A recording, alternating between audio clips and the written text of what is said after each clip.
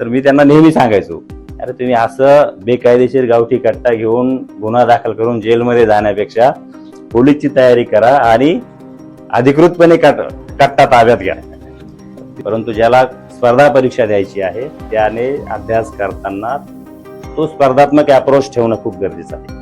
त्या पद्धतीचा प्रश्न पूर्वी असायचा, परंतु आता असा प्रश्न येणार नाही. आता कदाचित असा प्रश्न असेल की ईस्ट इंडिया कंपनीच्या अगोदर भारतामध्ये झालेल्या वेगवेगळ्या सुधारणा किंवा काय कायदे किंवा त्यानंतर झालेल्या कायद्यांचा योग्य क्रम लावा, असा प्रश्न कदाचित आता असू शकेल. म्हणजे हा फरक आताच्या आणि पूर्वीच्या पॅटर्न मध्ये किंवा क्वेश्चन पेपर मध्ये झालेला आहे. आणि हा माझी पद्धत जर विचारली तर मी एक विषय घेतला की तोच विषय स्टार्ट टू एंड कम्प्लीट करायचा. म्हणजे आज समजा मी हिस्ट्री सुरुवात केली तर हिस्ट्री मी जोपर्यंत त्याचा पूर्ण स्टडी होत नाही तोपर्यंत तेवढा एकच विषय मी घ्यायचा. तर काही ट्रेनने प्रवास करायचो तर माझ्या आवाजात जे पुस्तक वाचलं ते मी रेकॉर्डिंग करून ठेवायचं. आणि लोकलमध्ये जे 2 तास प्रवास करायचो त्या काळामध्ये तो वेळ वाया जाईल, कारण लोकलमध्ये किती गर्दी असते, ज्याने कोणी प्रवास केला त्याला माहिती असते. तिथं पुस्तकाचं उघडू नाही शकत. समोरचं पार त्याची बॅग आपल्या नाकावर येऊन गेलेली असते, तिथे काहीच करू शकत नाही आपण. त्यामुळे ते माझ्या आवाजातनं जे मोबाईल रेकॉर्डिंग आहे ते मी कानात टाईप करता येतो माझ्याच आवाजात, तेच पुस्तक. आणि वेगवेगळ्या परीक्षा द्या, त्याच्यामध्ये काही नावमेद होण्याची गरज नाही. एकदा नाही सिलेक्ट झालं काही फरक पडत नाही, दुसऱ्यांदा परत देता येते. परत माझं जर 8वीचं मार्कशीट जर तुम्हाला दाखवलं तर तो वरच्या वर्गात तसा ढकलला असं म्हणताय ना, तसा सेर आहे. म्हणजे मी फेल झालेलो आहे 1-2 विषयात, आता बरंच पाठवून दिलेलं आहे पुढच्या वर्गात. लोकसेवा आयोगाच्या मुलांना नेहमी सांगत असतो की जी मुलं एकदा प्रिलिम पास होतात त्या मुलांनी जर सातत्य ठेवलं तर 100% ते पुन्हा पास होतात, शेवटपर्यंत पास होतात. एक जर प्रिलिम पहिली पास झाले ना तर भले ठीक आहे, मेन मध्ये फेल म्हणजे फेल म्हणण्यापेक्षा तिथे काय फेल वगैरे होत नाही ना, कोणीच सगळेच पास होतात. फक्त ज्यांना जास्त मार्क आहेत ते सिलेक्ट होतात, बाकीचे बघ.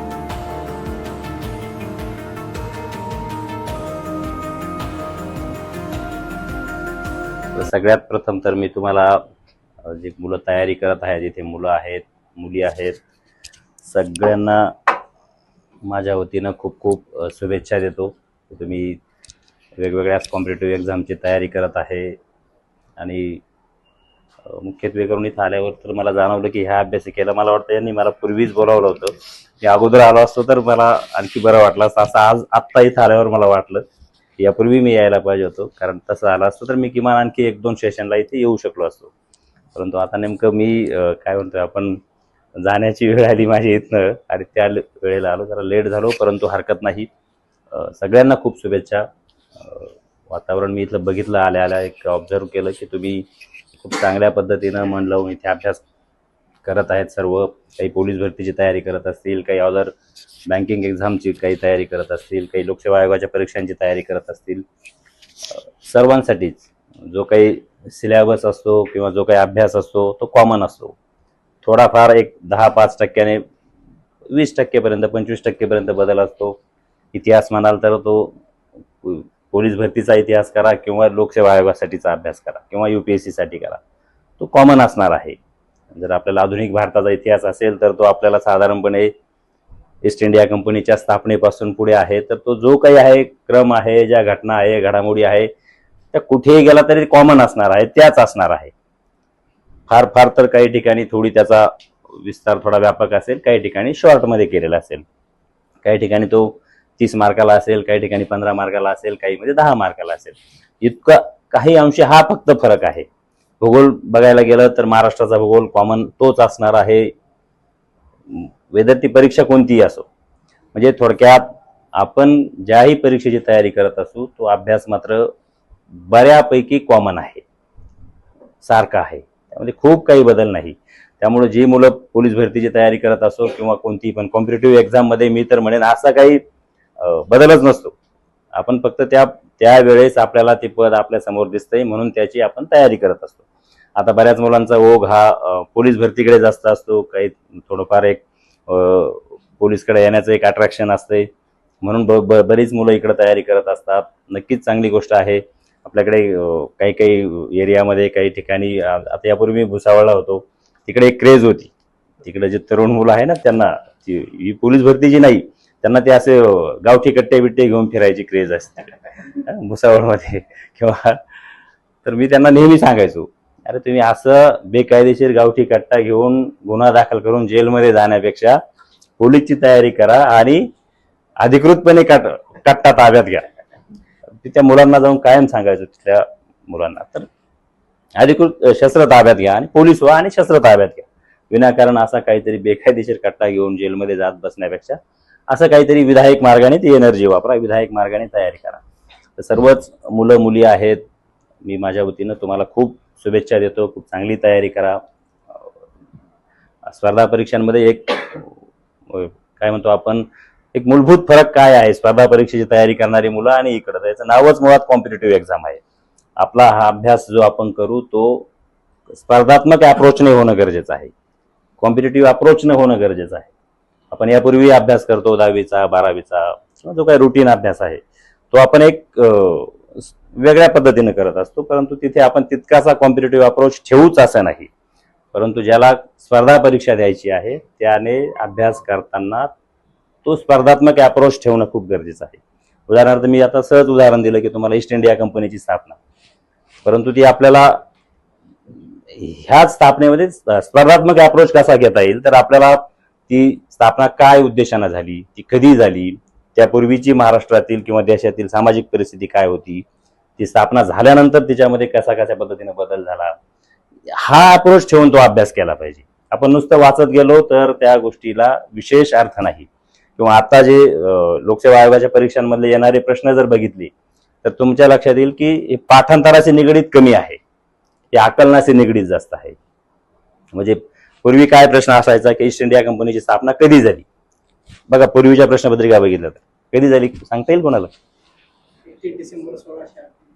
31 डिसेंबर 1600,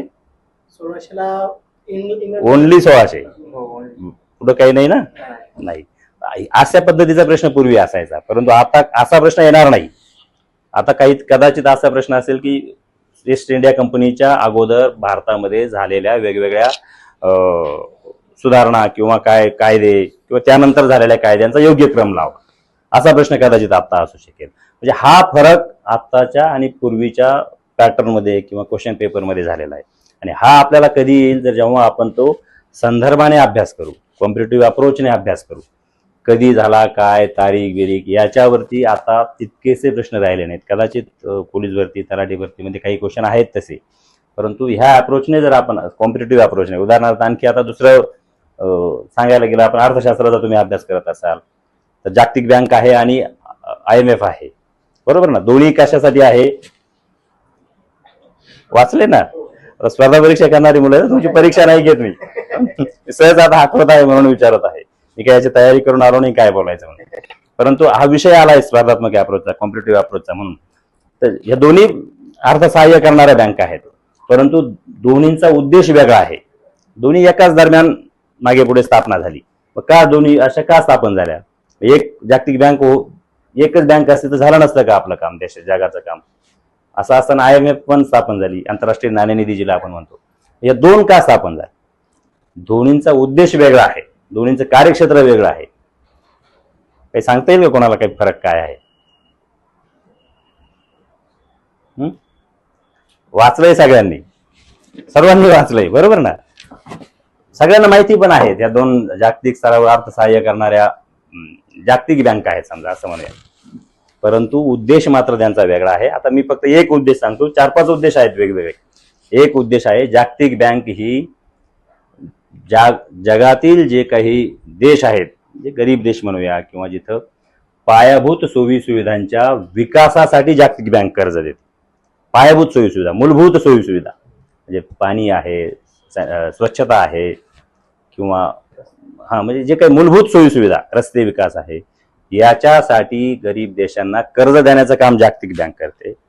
आणि आंतरराष्ट्रीय नाणेनिधी जी आहे ती कर्जच देते, परंतु तिचा उद्देश वेगळा आहे. तिचा उद्देश आहे व्यापार तोलामधला जो असमतोल असतो, व्यापार तोल असतो ना आयात आणि निर्यातीमधला साध्या भाषेत, त्याच्यामध्ये ज्या काही देशांमध्ये खूप विषमता असते, त्यांची खूप आयात असते, निर्यात मात्र खूप कमी असते. आणि त्यामुळे काय होतंय मग परकीय चलन वगैरे, आता ते तुम्ही अर्थशास्त्रात बाकीचा अभ्यास केला असेल, तर हा जो असमतोल आहे, इम्बॅलन्स आहे, व्यापार तोलामधला हा भरून काढण्यासाठी आंतरराष्ट्रीय नाणेनिधी बँक देते, कर्ज देते. जागतिक बँक जी कर्ज देते ती दीर्घ मुदतीचं कर्ज देते. आंतरराष्ट्रीय नाणेनिधी ही अल्प मुदतीची. म्हणजे असे वेगवेगळे यामध्ये फरक आहेत. आपण जर हा अप्रोच ठेवून अभ्यास केला नाही तर मग आपला अभ्यास कमी ठरतो किंवा ऐन वेळेला आपण काय म्हणू, आपण मार खातो परीक्षेमध्ये. म्हणून जो काही अभ्यास तुम्ही कराल तो स्पर्धात्मक अप्रोचने करा, संदर्भानिशी करा, वेगवेगळ्या याच्यामधला फरक समजून घ्या, ग्रुप डिस्कशन करा. खूप चांगली सुविधा इथं मला वाटतं मिळालेली आहे. बघा एवढी मुलं आहेत, परंतु मला आल्यावर मला आधी असं वाटलं की हे 4-5च लोक मला घ्यायला आले, एवढेच लोक आहेत की काय कारण एवढी मुलं इथं आतमध्ये असतील आणि एवढं शांततेत असं जनरली होत नाही ना. आम्ही जे बघतो एक 10-5 लोक असले तरी ते किती गोंगाट करतात. तुम्ही तर 100 लोक आहेत तरी फार शांततेमध्ये तुम्ही अभ्यास करत आहे. असाच अभ्यास सुरू ठेवा, चांगल्या पद्धतीनं सुरू ठेवा. मी तर त्या वॉरेन बफेचं उदाहरण अनेक मुलांपुढे शाळांमध्ये देत असतो.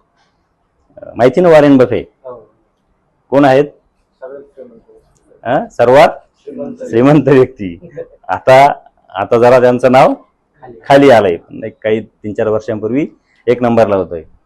कोण डिक्लेअर करते ही यादी? फोर्ब्स मासिक.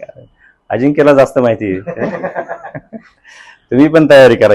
हेच अभ्यासामधलाच पार्ट आहे हा. तुमच्या अभ्यासात आलाही असेल कदाचित किंवा येईल, काहींच्या आला नसेल. आपल्याला आलं नाही याचा अर्थ आपण खूप मागे आहे असं होत नाही.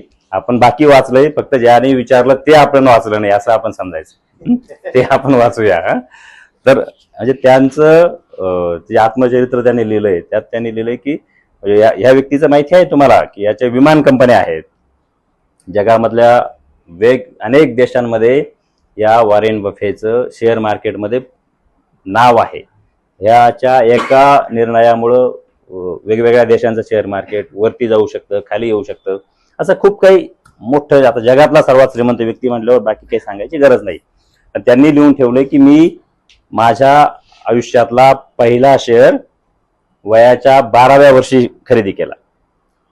आणि मग ते आता लिहित आहेत आत्मचरित्रात की मी खूप मूर्ख आहे, मी वयाची 11 वर्ष वाया घालवली. म्हणजे 12व्या वर्षी पहिला शेअर खरेदी केला तरी ते म्हणतात मी काय केलं, 11 वर्ष वाया घालवली. म्हणजे मी काय करायला पाहिजे होतं, अगोदर शेअर खरेदी करायला पाहिजे होतं. थोडक्यात जो काही वेळ आपल्याला मिळतो त्या वेळेचा जास्तीत जास्त सदुपयोग करा. जरा लवकर उठायचं. जे झोपेतून उठायचं हा एक रूल आहे, हा कोणी सांगत नाही. जे मुलं लवकर उठतात, सकाळी लवकर उठतात, त्यांचं काय होतं बघा, नॅचरली एखादा मुलगा आहे, आता हा समजा उदाहरण सांगतोय फक्त, हा समजा 9 वाजता उठत असेल आणि हा 5 वाजता उठत असेल, बरोबर आहे की नाही, तर याला किती तास जास्त भेटतात? 4 तास जास्त भेटतात. दिवस तोच 12-24 तास असणार आहे, परंतु ज्याने झोपेत 3-4 तास जास्त घालवले त्याच्यापेक्षा जो लवकर उठला त्याला ते 3-4 तास जरा जास्त भेटतात. शिवाय सकाळी वातावरण चांगलं असते, आपला अभ्यासही चांगला होतो. साध्या साध्या गोष्टी आहेत. भले मग नंतर मध्ये थोडासा आराम केला किंवा मध्ये थोडासा वेगळ्या चर्चा केल्यात, इतर मित्रांशी बोललं तरी सुद्धा आपला तो वेळेचा सदुपयोग चांगला होतो. मॉर्निंग आवरमध्ये अभ्यास पण आपला चांगला होतो. ग्रुप डिस्कशन करायला आपल्याला वेळ भेटतं आणि आपण व्यवस्थित पद्धतीने आपला अभ्यास जरा आकलनामध्ये पण राहतो. किंवा आता अभ्यासाच्या आणखी वेगवेगळ्या पद्धती आहेत. कोण कसं, मी तर असा अभ्यास करायचो, माझी पद्धत जर विचारली तर मी एक विषय घेतला की तोच विषय स्टार्ट टू एंड कम्प्लीट करायचो. आज समजा मी हिस्ट्री सुरुवात केली तर हिस्ट्री मी जोपर्यंत त्याचा पूर्ण स्टडी होत नाही तोपर्यंत तेवढा एकच विषय मी घ्यायचा. तर काही मुलं 2-1 तास हिस्ट्री करतात, पुढं वेगळा विषय घेतात, 2 तास 1 तास, असं ज्याच्या त्याचा शेवटी पद्धती आहे. पण मी या पद्धतीने करायचं. हिस्ट्री घेतलं तर स्टार्ट टू एंड पूर्णच करायचं आणि मग तो बाजूला ठेवायचा, दुसरा विषय घ्यायचा. मग भले त्याला 4 दिवस जाऊ देत, 3 दिवस जाऊ देत, 1 आठवडा जाऊ दे, मग दुसरा विषय, मग तिसरा विषय पूर्ण झाला की परत रिव्हिजनने त्या पद्धतीनं ते करत असताना मग 2-3 पुस्तकं घ्यायची अभ्यासासाठीचे, 2-3 पुस्तकं घ्यायची आणि मग जे बेसिक एक पुस्तक आहे त्यातलं आणि यातलं कंपॅरिझन करायचं. मग जे मूळ आपलं पुस्तक आहे, समजा दुसऱ्या पुस्तकात काही यात नाही ते तिकडं आढळून आलं तर मग ते इकडं कच्च्या पेनाने त्याच्या बाजूला ज्या ठिकाणी मूळ पुस्तकात तो संदर्भ आहे तिथंच ते बाजूला पेनाने लिहून ठेवायचं, जेणेकरून दुसऱ्या वेळेस मग ती बाकीची पुस्तकं साईडला ठेवायची आणि हे एक जे मूळ पुस्तक आहे त्यावरच भर द्यायचा. म्हणजे मग ज्यावेळेस पहिल्या वेळेस जर तो विषय करायला आपल्याला 8 दिवस लागले तर दुसऱ्या वेळेस मात्र ते 5 दिवसात होतं. थर्ड रिडिंग आपलं 2च दिवसात होऊन जातं आणि अगदी परीक्षेच्या वेळेस मग हार्डली नुसते पानं जरी गेले तरी आपल्याला रिकॉल होतं सर्व. की अशा पद्धतीने मी तो स्टडी करायचो. किंवा आता इतिहास मी बोललो किंवा भूगोल जर सांगितला किंवा इतिहास किंवा अर्थशास्त्र आहे, याचा मी एक 2 पेज 2-3 पानांमध्ये अगदी असं तारीख वाईज सगळं लिहून काढायचं, तारीख एक एक एक एक एक एक असं. आणि मग नंतर नुसतं तेवढं जरी पान बघितलं तरी सगळ्या घटनाक्रम ऑटोमॅटिकली स्कॅन व्हायचा डोक्यामध्ये सगळा. म्हणजे अगदी 1857चा उठाव म्हणजे आपला आहे ना, 31 डिसेंबर 1600ला ईस्ट इंडिया कंपनीची स्थापना, आधुनिक भारताचा इतिहास, आणि तिथपासून तर 1857च्या उठावाचा जर शेवट बघितला गेला ह्यामधल्या घटना, मग त्यानंतर परत पुढच्या घटना, त्यानंतर पुढे अगदी स्वातंत्र्यापर्यंतच्या, आणि त्यानंतर अगदी खाजगीकरण, उदारीकरण, जागतिकीकरणचा, इथपर्यंत आला 91 पर्यंतच. आणि मग त्या तारखांवाईज एकदा लक्षात ठेवलं, मग सहज पुढे प्रवासाला निघालो तर सहज फक्त आठवत जायचं क्रमाक्रमाने. सगळी हिस्ट्री पुन्हा रिकॉल होत चालते सगळी, म्हणजे आपला वेळ पण त्यामध्ये वाचतो. म्हणजे 1857च्या उठावाचा शेवट कोणाच्या मृत्यूने झाला?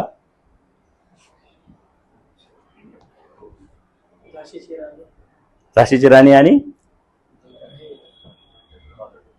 तात्या टोपेंच्या मृत्यूनंतर उठाव संपला.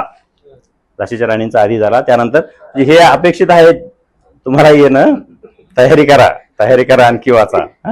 यायला आहे ना. आता मला तर अभ्यास सोडला नाही अभ्यास, परंतु स्पर्धा परीक्षांचा बंद करून जवळजवळ 11 वर्ष 12 वर्ष झाली, तरी मला बऱ्यापैकी आठवते. तारीख पण मला वाटतं मी सांगू शकेल की मला वाटतं 18 एप्रिल 1858 तारीख आहे.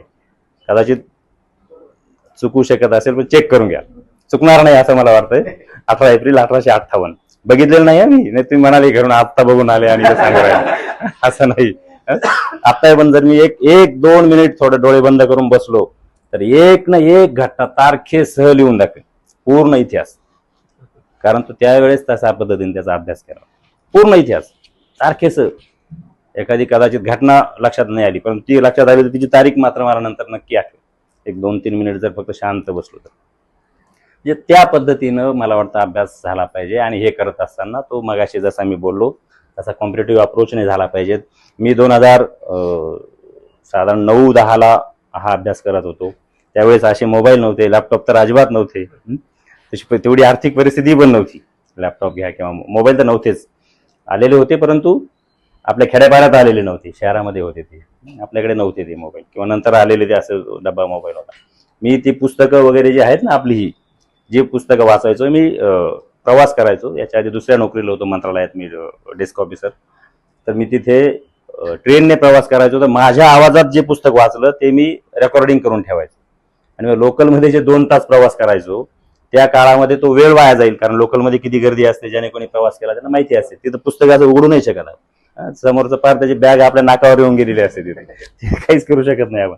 त्यामुळे ते माझ्या आवाजातनं जे मोबाईल रेकॉर्डिंग आहे ते मी कानात ऐकत जायचो, माझ्याच आवाजात तेच पुस्तक वाचायचं, ते करताना रेकॉर्डिंग सुरू ठेवायचं.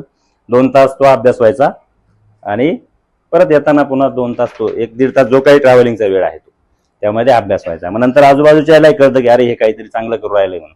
मला ट्रेनमध्ये सुद्धा लोक बसायला जागा द्यायचे. नंतर त्यांना वाटायचं अरे काहीतरी करू राहिलाय हा. आपोआप जो कोणी मदत करतो, अभ्यास करतो, त्याला दुसरी वेगवेगळ्या पद्धतीनं खरोखर मदत करतात. परत सगळ्याला सांगतो, चांगला अभ्यास करा. काही अडचण असेल डेफिनेटली, जरी आमची बदली झाली, इथेही नवीन अधिकारी येतील, चांगलेच येतील, माझा नंबर तुम्ही घेतला, माझ्याशी चर्चा केली तरी चालेल. चांगला अभ्यास करा. लायब्ररीच्या रूपानं एक चांगली सुविधा तुम्हाला उपलब्ध करून दिली, तिचा एक फायदा घ्या आणि वेगवेगळ्या परीक्षा द्या. याच्यामध्ये काही नावमेद होण्याची गरज नाही. एकदा नाही सिलेक्ट झालं काही फरक पडत नाही, दुसऱ्यांदा परत देता येते. परत माझं जर 8वीचं मार्कशीट जर तुम्हाला दाखवलं तर तो वरच्या वर्गात तसा ढकलला असं म्हणताय ना, तसा सेर आहे. म्हणजे मी फेल झालेलो आहे 1-2 विषयात, आता बरंच पाठवून दिलेलं आहे पुढच्या वर्गात. त्यामुळे ते म्हणजे असं काही नसतं की एखादी परीक्षा नाही होऊ शकत कदाचित, किंवा आपण त्या दिवशी कदाचित आपली तब्येत खराब झालेली असते किंवा अन्य काही कारणं असतात. ठीक आहे, पुन्हा नव्याने तयारी करायची. वेगवेगळ्या परीक्षा येत असतात, वेगवेगळ्या परीक्षा आपण सातत्याने देत राहा. कधी ना कधी आपलं सिलेक्शन नक्की होतं. मी तर लोकसेवा आयोगाच्या मुलांना नेहमी सांगत असतो की जी मुलं एकदा प्रिलिम पास होतात त्या मुलांनी जर सातत्य ठेवलं तर 100% ते पुन्हा पास होतात, शेवटपर्यंत पास होतात. एक जर प्रिलिम पहिली पास झाले ना तर भले ठीक आहे, मेन मध्ये फेल म्हणजे फेल म्हणण्यापेक्षा तिथे काय फेल वगैरे होत नाही ना कोणीच, सगळेच पास होतात. फक्त ज्यांना जास्त मार्क आहेत ते सिलेक्ट होतात, बाकीचे फक्त सिलेक्ट होत नाहीत. पास असतातच ते, थोडी कमी मार्क असतात म्हणून होत नाहीत ते. म्हणजे नाही तर आता शेवटचा मार्क बघितलं तर समजा एखादाच मेरिट 495 ला क्लोज झाला असं गृहीत धरा, एक ऍव्हरेज म्हणजे काय म्हणू आपण, एक उदाहरण म्हणून सांगत आहे. 495 ला मेरिट क्लोज झालं, 494 वाले अनेक मुलं असतात, बरोबर आहे की नाही. जसं एक एक मार्काने खाली येऊ तशी मुलांची संख्या खूप असते. म्हणजे 2-3 मार्काने कमी आहे याचा अर्थ तो जे सिलेक्ट झाले त्याच्यापेक्षा तो काय म्हणू आपण कमी बुद्ध्यांक असणारा थोडीच आहे. कदाचित त्याने ते एखादा 2 प्रश्नापुरतं त्याच्या वाचण्यात आलं नसेल, किंवा तिथं परीक्षा लिहिताना उत्तरं देताना त्याच्याकडून विचार करताना काही चूक झाली असेल, एवढा त्यामध्ये फरक आहे. म्हणून आपला प्रयत्न पुन्हा सोडायचा नाही, करत राहायचा. मुलींच्या बाबत तर मी स्पेशली सांगेन, चांगली संधी आहे मुलींसाठी, चांगली तयारी मुलींनी करावं. एक खूप आयुष्यामध्ये मोठा बदल आपला या माध्यमातून होतो. आपल्या कुटुंबियांना सुद्धा खूप आधार आपल्या मार्फतीने भेटत असतो. आपल्या घराची, सामाजिक आणि सर्वच बाबतीमधली प्रतिष्ठा नक्की, तुम्ही जर काही चांगलं पद मिळालं तर नक्की ती बदलत असते. पुन्हा एकदा मी आपल्या लायब्ररीमधले जे कोणी संयोजक आहे, ते जे चालवणारे आहेत, या सगळ्यांना खूप खूप शुभेच्छा देतो. तुम्हाला विद्यार्थ्यांनाही खूप शुभेच्छा देतो. थांबतो. जय हिंद.